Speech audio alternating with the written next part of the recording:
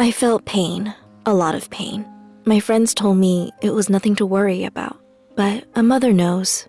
I was 29 when I found out I was pregnant with my boyfriend's child. While neither of us were ready to be parents, we just couldn't give up the child to abortion or adoption. After all that happened in both our lives, we thought maybe this child could be the one to bring back a little light into it. But now, all I felt was pain, and when I saw the panic in my doctor's eyes, I knew there was no other way. I had been pregnant for less than 6 months, and I was about to give birth. I found out I was pregnant the winter just after my 29th birthday. Something you should know in advance is that I had lived a very troubling childhood. My father was an alcoholic.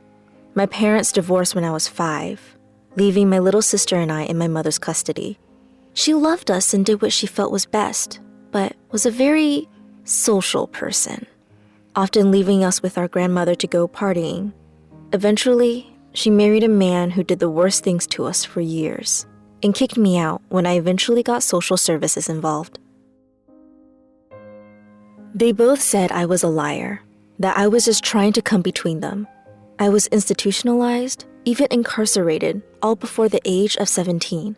I developed bipolar disorder and schizophrenic personality disorder over those years, and still suffer from those coping mechanisms to this day. While some couples shared interests or hobbies, my boyfriend and I shared traumatic childhoods. My boyfriend, although free from these disorders that haunted me, was forced into alcoholism as his only way of coping.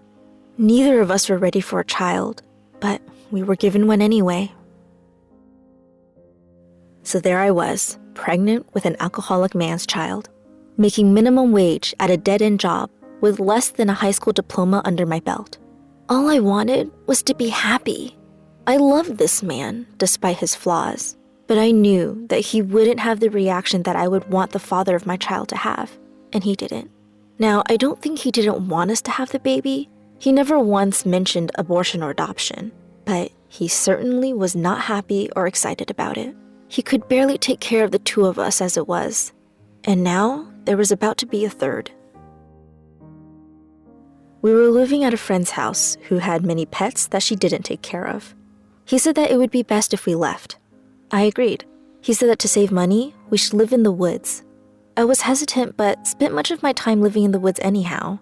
Perhaps it wouldn't be too strenuous on my pregnant body since I was already quite experienced in the lifestyle. I went with it. I continued working a full-time, minimum wage job while I lived in the woods, and it was business as usual. I had a mild pregnancy, no bouts of morning sickness or odd cravings, no mood swings or exceptional tiredness or swelling. Things were going well, except the fact that my boyfriend was drinking most of his paycheck. Around the middle of the second trimester, my body began disagreeing with a 30-minute hike to our campsite and with sleeping on the ground. He would tell me that women had done it for hundreds of years before me and that I shouldn't complain so much. Now, I have to mention that once he finished his first 3 40s and a pint, that he would verbally attack me by calling me a bull dyke, and that I complained and cried too much. After a while, I couldn't take it anymore and moved back into my mom's 800-square-foot apartment with her husband and my teenage half-brother. I slept in the living room and lived out of a cardboard box. I kept my job, walking to work in the southern Appalachian summer. But I hadn't broken up with my boyfriend. Instead, I had decided that I would stay with my mother until we could get an apartment of our own. It was going slowly, with my paychecks making up most of the savings, as his were put towards the car insurance and maintenance, and of course, his drinking. Fast forward a few weeks, I had just made it to my 3rd trimester. I was barely showing. Before I had gotten pregnant, I was 117 pounds, healthy for a woman my height and build. Therefore, I was not expected to put on more than 30 pounds, as estimated by my doctors. I was experiencing discomfort, mostly in my pelvic region. All of my girlfriends told me that for my size, my baby would be pressing on my body in uncomfortable ways. My boyfriend said I was worrying too much, but it only got worse.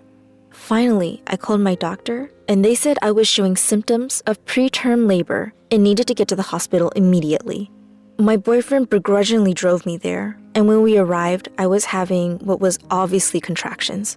He was showing signs of worry, quickly sobering up as I tried to get out of the passenger seat and walk to the doors.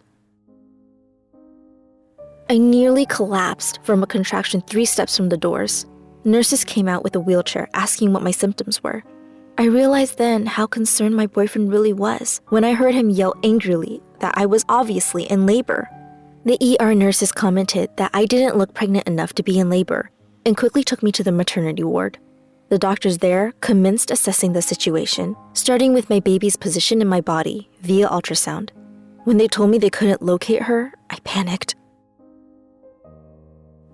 There weren't many places she could have gone, I thought frantically. I know she's there. I can feel her. They told me they were going to manually check, but when they tried to put the alligator clamps in me, there was something obstructing the entrance of my vagina. It was my baby girl's right hand and foot. I don't know if you know this, but a breech birth is dangerous, though not entirely uncommon. Generally, it's when a baby comes out feet first and can be fatal for both the mother and the baby. My little girl was stuck sideways, and any of my contractions could snap her spine in half.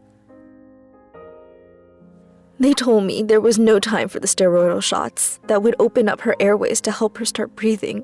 No time to call any of my family to tell them what was happening. Not even time for my boyfriend to get prepped for the delivery. As they wheeled me on a stretcher to the emergency surgery room, they told me that I would have to be put under for the C-section, and my child would have to be taken to the neonatal intensive care unit immediately. I cried and begged them to save my little girl, that my life was meaningless compared to her, and I'll never forget the warmth in the eyes of the woman who put the anesthesia gas mask on me as I begged her to make sure my baby girl survived no matter what.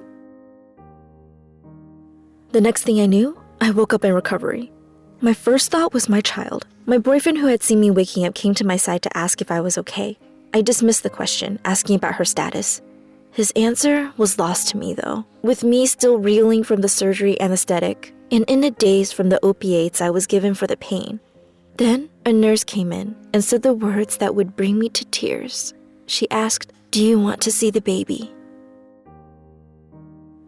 We had to go down a few hallways and up an elevator to where she was kept. As we were on our way, I vaguely remember the nurse saying something about my daughter being born so early, about how I shouldn't be shocked by her appearance. But when I saw her, I was. Imagine, if you can, a smallish, malnourished, shaved spider monkey. Now imagine that this pitiful thing had tubes stuck into every orifice, and IVs from each limb and from the top of the head. I was horrified. I didn't know what I did wrong, but I just knew that this was my fault, and she had to suffer the consequences. I hated myself. I sobbed. I shook. Even now, just recounting this story has me in tears. I was told that she was so premature that her heart was still pumping fluid into her lungs, that her bone marrow wasn't replenishing the red blood cells that were damaged from bruising in her right arm and leg, and the internal bleeding in her brain. She had pulmonary valve stenosis, which made oxygenating her blood that much more difficult. I couldn't even hold her because she had to stay unstimulated, so her body could focus on the arduous task of finishing the gestation process by itself. She was only 3 pounds.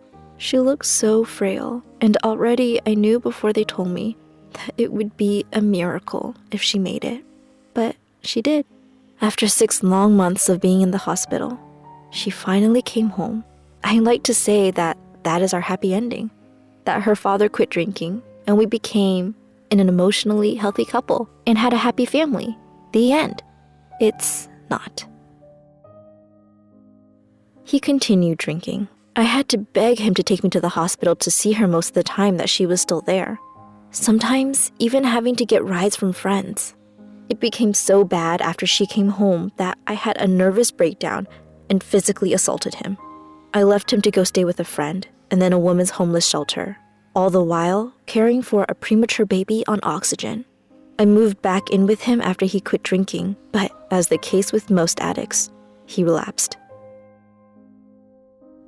Presently, I've had to move us back to my mother's and stepfather's home. My daughter is no longer on oxygen. She barely even has a heart murmur now. Her father and I are still trying to make it work, just from a distance. He's not entirely to blame, mind you. I'm no walk in the park to deal with either. We had to develop similar coping mechanisms for our similar childhoods. I love him. Our daughter loves him.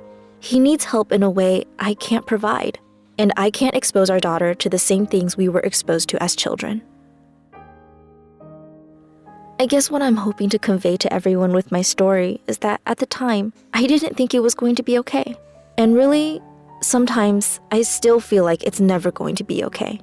But if there's one thing I can take from every messed up thing in my life, it's that it will be okay. I just have to keep trying, just like my little girl did, just like I always have.